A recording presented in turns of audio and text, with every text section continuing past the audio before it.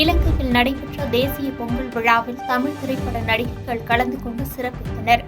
இலங்கை Hatton Dunbar மைதானத்தில் நடைபெற்ற தேசிய பொங்கல் நிகழ்வில் அமைச்சர் ஜீவன் தொண்டைமானின் அழைப்பின் பேரில் தமிழ் திரைப்பட நடிகைகள் கலந்து கொண்டனர்.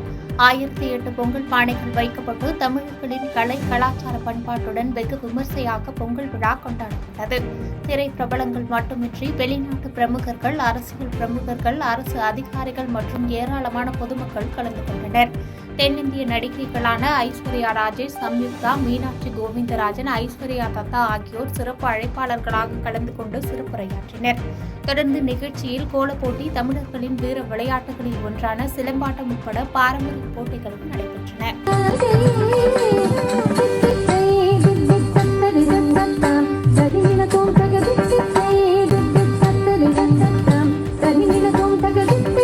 பாதகம் செய்பவரை கண்டால் நாம் பயங்கொள்ளலாகாது பாப்பா, மோதி மிதித்து விடு பாப்பா, அவர் முகத்தில் உமிழ்ந்து விடு பாப்பா.